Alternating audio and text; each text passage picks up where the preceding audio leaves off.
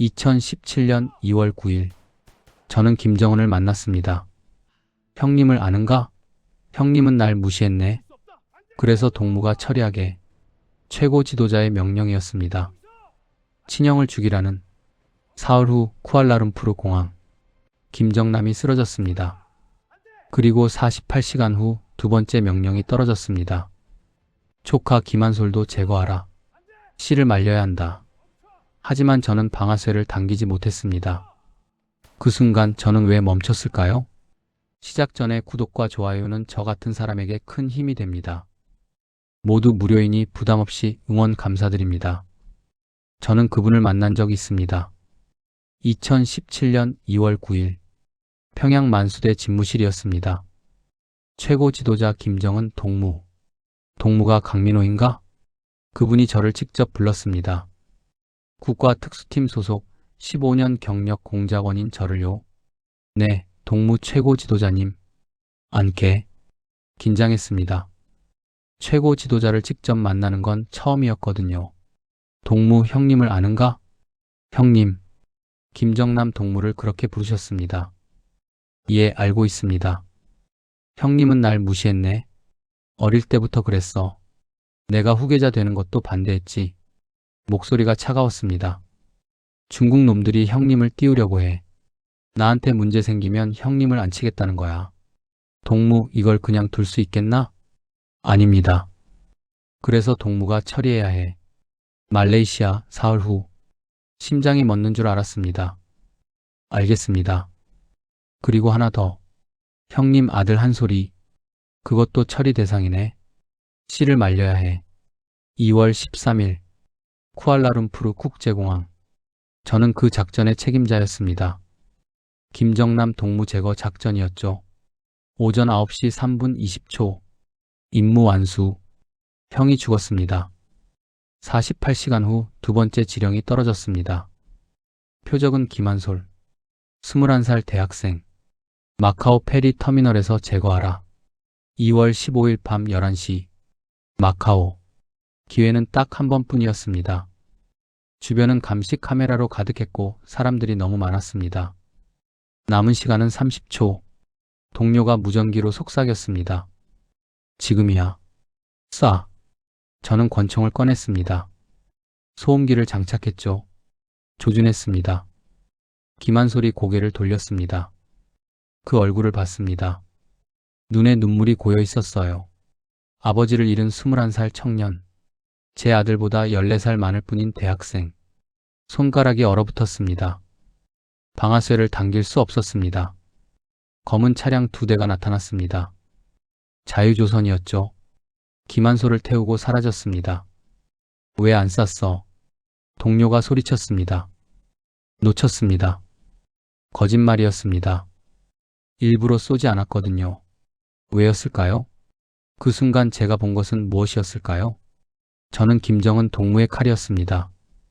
15년간 최고 지도자를 위해 일했죠. 하지만 그날 밤 칼은 부러졌습니다. 2017년 2월.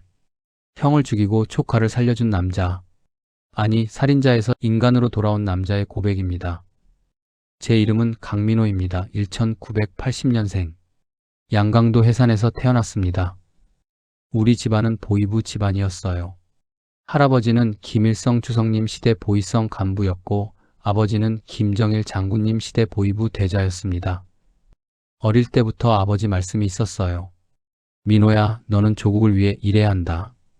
우리 집안의 명예를 지켜야 해. 그 말을 철석같이 믿었습니다. 저는 애국자가 되고 싶었거든요. 거실엔 할아버지 훈장이 걸려 있었습니다. 항일 빨치산 투쟁 훈장이었죠. 이게 우리 집안의 자랑이다. 너도 언젠가 이런 훈장을 받아야 해. 네, 아버지. 저는 고개를 끄덕였어요. 정말 그러고 싶었습니다. 2000년 봄, 20살이 됐을 때 특별한 제안을 받았습니다. 민호야, 국가를 아는가? 국가요? 정찰총국 산하 특별기동조다. 김정일 장군님께서 직접 만드신 최정예 부대지. 전국에서 100명만 선발한다. 내가 지원하면 좋을 것 같구나. 국가. 그 이름만 들어도 가슴이 뛰었습니다. 북한 최고 비밀 부대였거든요. 시험은 일주일이었습니다. 첫날 새벽 3시에 깨웠어요. 50km 행군이었죠. 짐은 30kg. 100명이 출발했는데 30명이 중간에 쓰러졌습니다. 하지만 저는 버텼어요. 둘째 날 사격 시험. 200m 거리에서 움직이는 표적을 맞춰야 했습니다. 10발 중 9발을 명중시켰죠. 셋째 날 수영. 차가운 강물에서 5km를 헤엄쳤어요. 손발이 얼어붙었지만 포기하지 않았습니다. 넷째 날 격투술. 3분 안에 상대를 제압해야 했죠. 저는 2분 10초 만에 끝냈습니다. 다섯째 날 외국어. 중국어와 영어로 대화했어요. 첩경 지역에서 자라서 중국어를 조금 할 수 있었거든요. 일주일 후 합격 통지가 왔습니다. 100명 중 15명만 선발됐어요. 저는 그 중 한 명이었습니다. 잘했다, 민호야. 자랑스럽다. 아버지가 웃으셨어요. 어머니는 울었습니다. 우리 민호가 대단한 사람이 되는구나. 2000년 6월 1일 평양 정찰총국 훈련소에 입소했습니다. 첫날부터 지옥이었어요. 동무들 잘 들으시오. 여기서 배우는 건 단 하나요. 사람을 제거하는 법이요. 교관이 차갑게 말했습니다. 총으로, 칼로, 손으로, 도구로. 어떤 방법이든 표적을 없애는 게 우리 임무요. 주저하는 자는 살아남지 못하오. 훈련은 3년이었습니다. 사격은 300m에서 동전 맞추기. 격투는 2분 안에 상대 제압. 외국어는 중국어, 영어, 일본어, 러시아어까지 배웠죠. 그리고 암살 훈련이었습니다. 마네킹 상대로 연습했어요. 목 조르기, 칼 찌르기, 독주입. 처음엔 손이 떨렸습니다. 마네킹인데도요. 강민호 동무, 왜 떠나? 표적은 사람이 아니요. 임무요. 조국의 적이요. 주저하지 마시오. 2년차 때 실전 훈련이 있었습니다. 중국 연변으로 파견됐죠. 탈북자 추적 임무였어요. 처음으로 진짜 사람을 추적했습니다. 숨어있는 탈북자를 찾아 북으로 데려왔죠. 제발요. 가족이 굶고 있어요. 그 사람이 울부짖었습니다. 하지만 저는 흔들리지 않았어요. 이건 임무야. 조국을 위한 일이야. 2003년 6월 졸업했습니다. 15명 중 12명만 남았어요. 3명은 탈락했죠. 졸업식 날 총국장이 말했습니다. 동무들은 이제 공화국의 칼이요. 보이지 않는 칼이요. 언제 어디서든 최고 지도자께서 부르시면 적을 베시오. 그 말이 자랑스러웠습니다. 저는 이제 영웅이 된 것 같았거든요. 그때는 몰랐습니다. 15년 후 이 칼이 부러지게 될 줄은요. 마카오 페리 터미널에서 21살 대학생 앞에 섰을 때 방아쇠를 당기지 못할 줄은요. 2008년 가을 평양에서 한 여자를 만났습니다. 최은영, 26살 평양의학대학 교원이었어요. 안녕하세요, 강민호 동무. 수줍게 웃는 모습이 예뻤습니다. 8개월 동안 만났어요. 영화관도 가고 대동강변도 걸었죠. 2009년 봄 결혼했습니다. 평양인민문화궁전에서 식을 올렸어요. 신혼집은 평양 중구역 작은 아파트였습니다. 방 2개짜리였죠. 여보, 이 집 마음에 들어요. 은영이가 웃으며 물었어요. 그럼요. 당신이 있으면 궁전이죠. 행복했습니다. 정말로요. 2010년 12월 아들이 태어났습니다. 강준서. 처음 안았을 때의 느낌을 잊을 수가 없어요. 작고 따뜻한 생명이 제 품에 있었죠. 민호 동무, 이제 아버지가 됐네요. 은영이가 피곤한 얼굴로 웃었습니다. 네, 아버지가 됐네요. 그 순간 무언가 무너지는 느낌이 들었습니다. 제가 하는 일이 떠올랐거든요. 탈북자를 잡아 북으로 보내는 일. 그들 중엔 이런 아기를 둔 부모도 있었을 거예요. 하지만 저는 흔들리지 않으려 했습니다. 이건 임무야. 조국을 위한 일이야. 2015년 가을 준서가 5살이었을 때였습니다. 놀이터에서 놀다가 죽은 새를 발견했어요. 아빠, 이 새 왜 안 움직여요? 죽었나 보구나. 죽은 게 뭐예요? 더 이상 살지 않는 거야. 그럼 아빠도 죽어요? 가슴이 철렁했습니다. 아빠는 안 죽어. 거짓말. 선생님이 사람은 다 죽는데요. 아빠도 죽으면 나는 어떡해요? 준서가 울기 시작했습니다. 괜찮아, 준서야. 아빠는 안 죽어. 오래오래 준서랑 같이 있을 거야. 그날 밤 잠을 못 잤습니다. 사람은 다 죽는데요. 5살 아들의 말이 가슴에 박혔습니다. 2015년부터 해외 파견이 늘어났습니다. 중국, 태국, 말레이시아, 러시아. 1년에 8개월은 집을 비웠죠. 아빠, 왜 자꾸 가요? 아빠가 일하러 가는 거야. 싫어요. 아빠 집에 있어요. 준서가 울었습니다. 제 바지를 붙잡고 놓지 않았죠. 준서야, 아빠 가지 마. 은영이가 준서를 떼어냈습니다. 여보, 얼른 가요. 이러면 더 힘들어요. 저는 돌아섰어요. 뒤에서 준서 울음소리가 들렸죠. 제 가슴이 찢어지는 것 같았습니다. 2016년 4월 태국 방콕. 탈북 브로커 제거 임무였습니다. 한 가족을 도와 남쪽으로 넘기려던 브로커였어요. 이틀 동안 추적했습니다. 셋째 날 밤 숨어있는 집을 찾았어요. 창문으로 안을 봤습니다. 브로커와 탈북 가족이 있었습니다. 부부와 어린 아들. 그 아이가 준서 또래였어요. 아빠 무섭지 않아? 아이가 아버지에게 물었습니다. 괜찮아. 아빠가 지켜줄게. 우리 곧 자유로운 곳에 갈 거야. 정말요? 그래. 거기 가면 준서처럼. 아니, 우리 아들처럼 마음껏 뛰어놀 수 있어. 제 손이 떨렸습니다. 문을 열고 들어가야 했습니다. 브로커를 제거하고 가족을 붙잡아야 했죠. 하지만 발이 떨어지지 않았습니다. 아빠는 나쁜 사람 안 잡죠? 준서 목소리가 들리는 것 같았어요. 저는 뒤돌아섰습니다. 조용히 자리를 떠났죠. 실수로 놓쳤습니다. 평양으로 돌아왔을 때 징계를 받았습니다. 강민호 동무, 왜 표적을 놓쳤는가? 죄송합니다. 정보가 잘못됐습니다. 거짓말이었습니다. 일부러 놓친 거였죠. 그날 밤 집에 돌아와 준서를 안았습니다. 아빠. 준서가 달려와 안겼어요. 아빠 보고 싶었어. 아빠는 좋은 일 하죠? 그래, 준서야. 또 거짓말이었습니다. 아빠 손 따뜻해요. 나쁜 사람 손은 차갑대요. 선생님이 그랬어요. 제 손을 봤습니다. 떨리고 있었어요. 그날 밤 은영이가 물었습니다. 여보, 무슨 일 있어요? 요즘 자다가 식은땀 흘리고 악몽도 꾸고. 아무것도 아니야. 당신 이상해요. 뭔가 괴로워하는 것 같아요. 괜찮아. 괜찮지 않았습니다. 저는 사람을 제거하는 일을 하고 있었고 그게 점점 싫어지고 있었습니다. 처음으로 의심했습니다. 나는 과연 옳은 일을 하고 있는 걸까? 2017년 2월 9일 오후 3시 강민호 동무 만수대 의사당으로 즉시 오라. 전화가 왔습니다. 본부 직통이었어요. 무슨 일입니까? 최고 지도자 동무께서 부르신다. 심장이 멎는 줄 알았습니다. 1시간 후 집무실 앞에 섰습니다. 문이 열렸습니다. 김정은 최고 지도자께서 창가에 서 계셨어요. 들어오게. 감사합니다. 최고 지도자 동무. 앉게. 긴장 풀고. 앉았지만 긴장은 풀리지 않았습니다.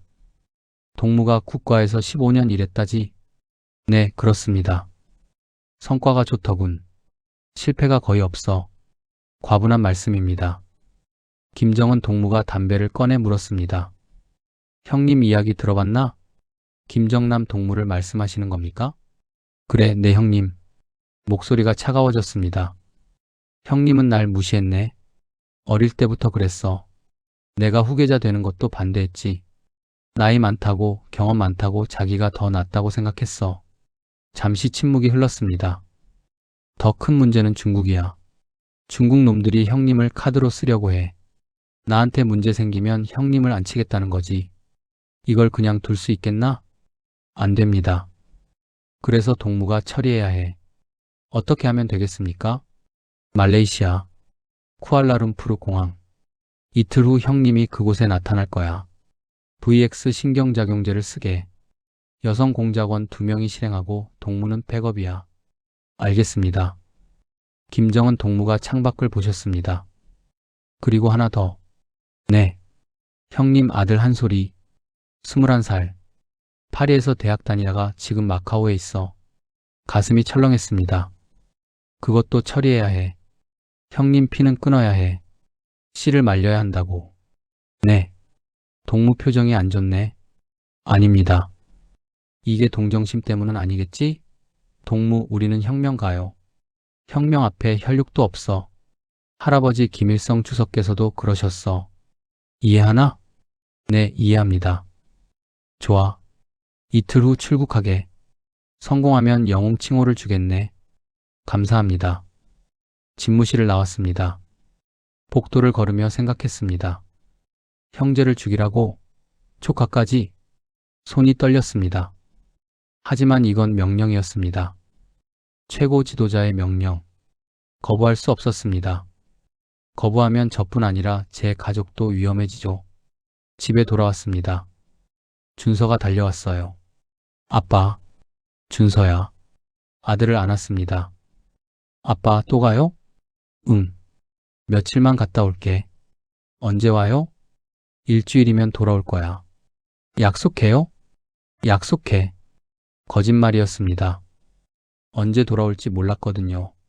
2017년 2월 10일 평양 순안공항 베이징행 비행기에 올랐습니다.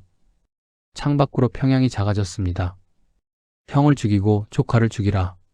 이게 과연 옳은 일일까요? 하지만 선택의 여지가 없었습니다. 말레이시아로 향했습니다. 2017년 2월 13일 월요일 쿠알라룸푸르 국제공항 2터미널 오전 8시 현장에 도착했습니다. 동료 3명과 함께였어요. 저는 커피숍에 앉았고 다른 동료들은 화장실과 출구에 배치됐습니다. 1번 위치 확인, 2번 확인, 3번 확인. 무전기 테스트를 마쳤습니다. 여성 공작원 2명도 도착했어요. 베트남 여권의 도안, 인도네시아 여권의 시티. 둘 다 20대 젊은 여자들이었습니다. 이들은 몰랐어요. 자신들이 하는 일이 살인이라는 걸요. TV 몰래카메라 프로그램이라고 속았죠. 오전 8시 50분. 표적 출현. 무전기가 울렸습니다. 김정남이 보였습니다. 검은 재킷, 청바지, 배낭 하나. 평범한 여행자 같았어요. 선글라스를 쓰고 있었지만 김정일 장군님을 닮은 얼굴이 보였습니다. 혼자였습니다. 오전 9시 정각. 첫 번째 여성 공작원이 움직였습니다. 베트남 여자 도안이었어요. 김정남 뒤로 천천히 다가갔죠. 오전 9시 2분. 두 번째 여성 공작원. 인도네시아 여자 시티. 반대편에서 접근했습니다. 오전 9시 3분 20초. 그 순간이었습니다. 도안이 뒤에서 김정남 어깨를 톡 쳤어요. 김정남이 뒤돌아봤습니다. 바로 그때 시티가 앞에서 양손으로 김정남 얼굴을 감쌌어요. 정확히 1초. 두 여자의 손에 묻은 화학물질이 김정남 얼굴에서 섞였습니다. VX 신경작용제 생성. 김정남이 비틀거렸습니다. 성공이다. 두 여성은 재빨리 사라졌어요. 서로 다른 방향으로요. 김정남은 휴지를 꺼내 얼굴을 닦았습니다. 그리고 공항 직원에게 다가갔죠. 눈이 아파요. 얼굴에 뭔가 묻었어요. 저는 20m 떨어진 곳에서 지켜봤습니다. 오전 9시 5분. 김정남이 클리닉으로 걸어갔어요. 아직 걸을 수 있었지만 다리를 끌고 있었습니다. 오전 9시 7분. 클리닉 도착. 의사에게 뭐라고 말하는 것 같았어요. 오전 9시 10분. 증상 악화. 김정남이 의자를 잡고 있었어요. 호흡이 가빠지는 게 보였습니다. 오전 9시 15분.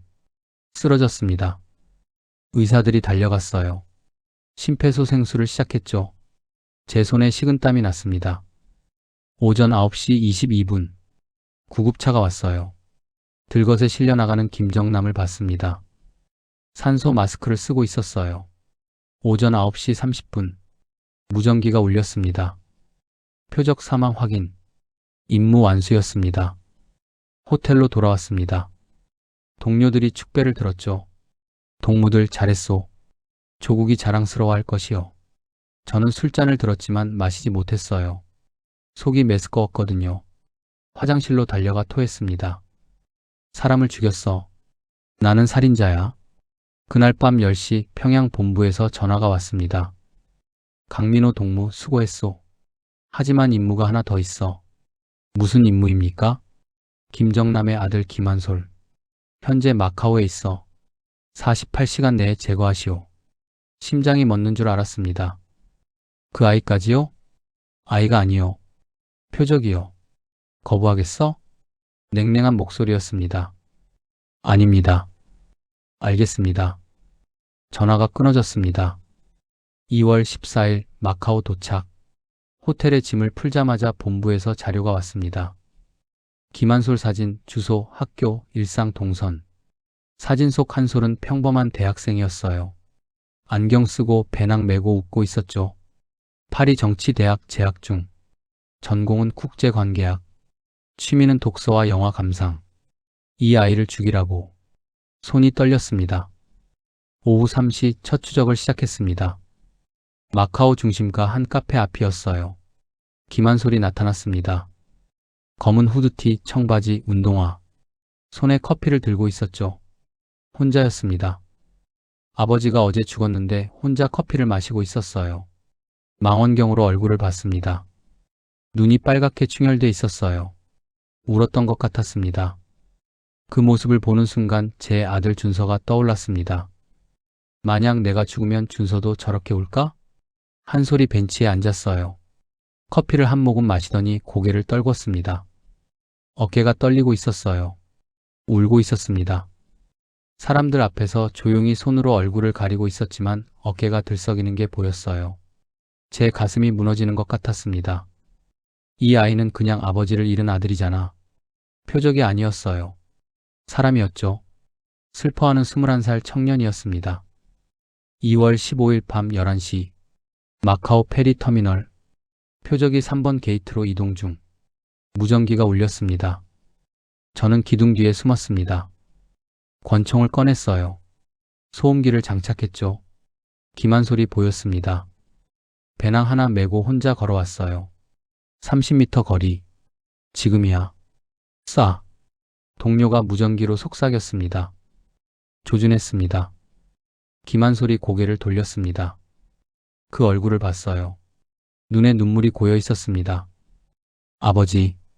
입 모양이 그렇게 보였습니다. 손가락이 얼어붙었습니다. 준서야. 미안해. 제 아들 목소리가 들리는 것 같았어요. 방아쇠를 당길 수 없었습니다. 그때 검은 SUV 2대가 나타났습니다. 자유조선. 김한솔을 태우고 30초 만에 사라졌습니다. 왜 안 쐈어? 기회였잖아. 동료가 소리쳤습니다. 놓쳤습니다. 거짓말이었습니다. 일부러 쏘지 않았습니다. 그 순간 저는 알았습니다. 저는 더 이상 칼이 아니었습니다. 사람이었습니다. 2월 20일 평양 귀환. 공항에 내리자마자 보위부 요원들이 기다리고 있었습니다. 강민호 동무 따라오시오. 어디로 갑니까? 질문하지 마시오. 차에 태워졌습니다.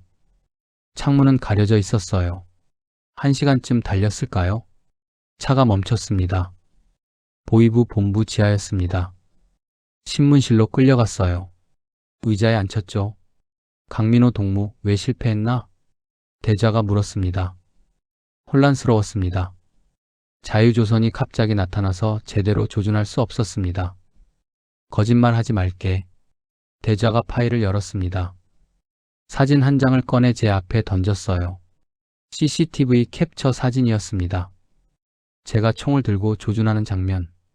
이게 뭔가? 제 모습입니다. 그래. 동무가 김한솔을 조준하는 장면이지. 자유조선이 나타나기 전이요. 이때는 3초의 시간이 있었소. 혼란스러웠습니다. 거짓말 말게. 대자가 다른 사진을 꺼냈습니다. 제 얼굴 클로즈업이었어요. 동무 표정을 보게. 이게 혼란스러운 표정인가? 사진 속 제 얼굴은 굳어 있었습니다. 이건 주저하는 표정이요. 쏘기 싫어하는 표정이야. 침묵했습니다. 강민호 동무 일부러 쏘지 않은 거 아니요? 아닙니다. 그럼 뭔가? 모르겠습니다. 모른다고? 대자가 벌떡 일어섰습니다. 동무 15년간 국가에서 일했소. 수십 명의 표적을 제거했소. 사격 특급이요. 그런 동무가 30m 거리에서 못 쏜다고? 이건 능력의 문제가 아니요. 의지의 문제요. 동무가 쏘기 싫었던 거요. 맞는 말이었습니다. 그때 문이 열렸습니다. 보위부 요원 2명이 누군가를 끌고 들어왔습니다. 제 심장이 멎었습니다. 아내 은영과 아들 준서였습니다. 아빠. 준서가 울부짖었어요. 준서야. 달려가려 했지만 보위부 요원이 제 어깨를 눌렀습니다. 여보, 민호 씨. 은영이가 울고 있었습니다. 준서 얼굴이 창백했어요. 며칠 제대로 못 먹은 것 같았죠. 아빠, 무서워요. 여기 무서워요. 준서야, 괜찮아. 대자가 말했습니다. 임무 실패는 반역이요. 그 대가는 아시겠죠? 제 잘못입니다. 가족은 무관합니다. 무관하다고? 동무 가족도 반역자 가족이요. 요덕으로 가게 돼요. 요덕. 정치범 수용소. 저는 그곳이 어떤 곳인지 알았습니다. 한번 들어가면 살아나오지 못하는 곳이었죠. 안 됩니다. 제발. 하지만 한 번 더 기회를 주겠소. 기회요? 1개월 안에 김한소를 제거하시오. 성공하면 가족은 무사하오. 실패하면 대자가 준서를 봤습니다. 이 아이도 요덕으로 가게 되겠지. 7살. 거기선 3년도 못 버틸 거요. 준서가 제게 손을 뻗었습니다. 아빠, 무서워요. 집에 가고 싶어요. 제 눈에서 눈물이 흘렀습니다. 준서야, 괜찮아. 아빠가 지켜줄게. 걱정하지 마. 하지만 준서는 계속 울었어요. 아빠, 같이 가요. 아빠. 보위부 요원들이 2사람을 끌고 나갔습니다. 준서 울음소리가 폭도에 울렸습니다. 점점 멀어지는 소리. 저는 그 자리에 무너졌어요. 손으로 얼굴을 감쌌습니다. 7살 아들. 김한솔 여동생 김설송이랑 같은 나이였죠. 대자가 말했습니다. 2주 후 다시 파견 명령이 떨어질 것이요. 그때 성공하시오. 이번엔 실패 없으모. 알겠습니다. 좋죠. 이제 가보시오. 저는 비틀거리며 일어났습니다. 복도로 나왔을 때 준서 울음소리가 아직 들렸습니다. 그 소리가 귀에서 떠나지 않았어요. 그때 깨달았습니다. 북한 체제는 누구도 용서하지 않는다는 걸요. 가족도 아이도 아무도요. 집으로 돌아왔지만 집은 비어 있었습니다. 거실이 너무 조용했어요. 준서 신발이 현관에 놓여 있었습니다. 작은 파란색 신발. 거실에 준서 로봇 장난감이 떨어져 있었어요. 집었습니다. 아빠, 이거 태권브이래요. 나쁜 사람 무찌르는 로봇이래요. 그 목소리가 들리는 것 같았습니다. 장난감을 꽉 안았습니다. 선택의 기로에 섰습니다. 김한소를 죽이면 가족을 구할 수 있어요. 하지만 그럼 저는 완전한 살인자가 되는 거죠. 탈출하면 가족이 위험해요. 하지만 방법이 있을 거예요. 반드시 있을 겁니다. 결심했습니다. 김한소를 죽일 순 없어. 하지만 가족도 포기할 수 없어. 그럼 탈출해야 해. 3월 1일 작전 개시. 먼저 돈을 모았습니다. 집에 숨겨뒀던 달러를 꺼냈어요. 15년간 모은 돈이었죠. 35,000달러. 브로커 비용으로는 충분할 거예요. 다음은 브로커 연락처였습니다. 예전에 중국 연변에서 탈북자 잡을 때 알게 된 브로커가 있었어요. 공중전화로 중국 번호에 전화했습니다. 여보세요, 최 선생입니까? 누구시오? 강민호입니다. 5년 전 연변에서. 아, 그때 그 사람. 무슨 일이요? 저도 넘어가고 싶습니다. 가족 셋이요. 35,000달러 있습니다. 전화 너머로 한숨 소리가 들렸어요. 언제요? 3월 10일. 급하군요. 장소는? 평양공항. 베이징행 비행기로 나갑니다. 알겠어. 연락하겠어. 다음은 가족 구출이었습니다. 보위부에 뇌물을 썼어요. 간수 중 돈을 좋아하는 사람이 있었거든요. 1,000달러. 제 아내와 아들을 공항으로 데려다 주십시오. 위험한데? 2,000달러. 알겠어. 3월 10일. 평양 순안공항. 재파견 명령입니다. 베이징 경유 마카오행. 거짓 보고였습니다. 감시원이 따라왔어요. 강동무, 이번엔 성공하기를 바라오. 네, 꼭 성공하겠습니다. 출국 심사 통과. 탑승구로 걸어가며 뒤돌아봤습니다. 평양이여, 안녕. 2시간 후 베이징 도착. 공항 밖으로 나왔습니다. 브로커가 기다리고 있었어요. 강 선생님? 네, 가족은요? 지금 오고 있습니다. 1시간 후 차 한 대가 멈췄습니다. 문이 열렸습니다. 은영과 준서였습니다. 여보, 민호 씨. 안았습니다. 은영이가 저를 꽉 안았어요. 아빠. 준서도 안았죠. 준서야, 보고 싶었어. 아빠, 이제 집에 가요? 응, 가자. 우리 새 집으로 가자. 빨리 가야 합니다. 브로커가 재촉했습니다. 밤새 연길로 달렸어요. 고속도로를 따라 북쪽으로 북쪽으로. 준서는 제 품에서 잠들었습니다. 새벽 4시 두만강 외곽 도착. 여기서부터 2시간 걸어야 합니다. 알겠습니다. 산길이었습니다. 어두웠죠. 손전등 하나에 의지해 걸었어요. 은영이가 힘들어했습니다. 여보, 괜찮아? 응, 괜찮아. 가자. 준서는 제가 업었죠. 1시간쯤 걸었을 때 준서가 깼어요. 아빠, 어디 가는 거예요? 자유로운 곳으로 가는 거야. 자유가 뭐예요? 내가 하고 싶은 거 다 할 수 있는 곳이야. 새벽 6시 강이 보였습니다. 두만강이었어요. 저 강 건너면 중국이에요. 조심해서 가야 합니다. 강으로 내려갔습니다. 얼음을 밟았어요. 삐걱거렸죠. 조심해요. 천천히. 은영의 손을 잡고 준서를 업고 걸었습니다.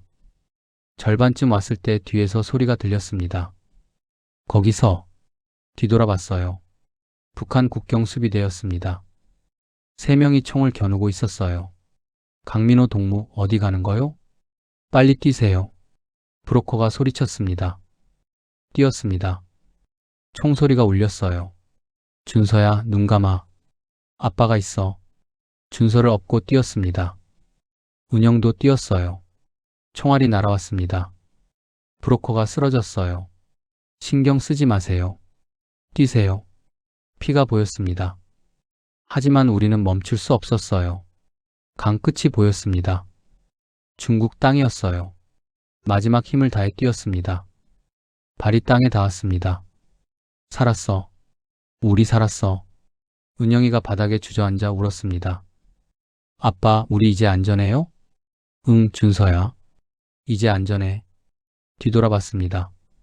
수비대가 강 한가운데서 멈춰 서 있었습니다.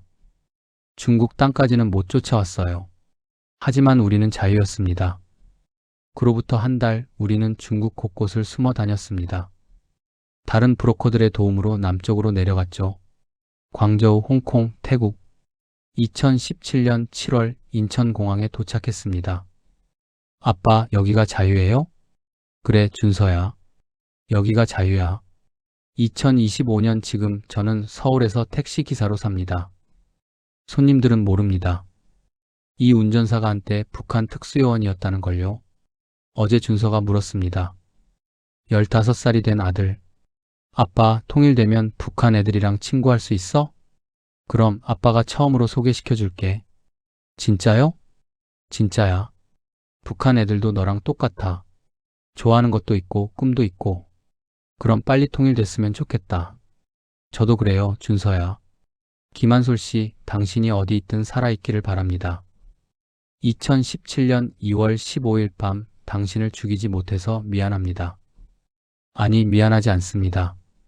당신 덕분에 저는 사람으로 돌아왔으니까요. 언젠가 통일된 한반도에서 만날 수 있기를 바랍니다. 그때 저는 말할 겁니다. 감사합니다. 당신 덕분에 제가 살았습니다. 북한 사람들도 우리와 똑같은 사람입니다. 다만 운이 나빴을 뿐이죠. 더 이상 제 같은 사람이 나오지 않기를 바랍니다.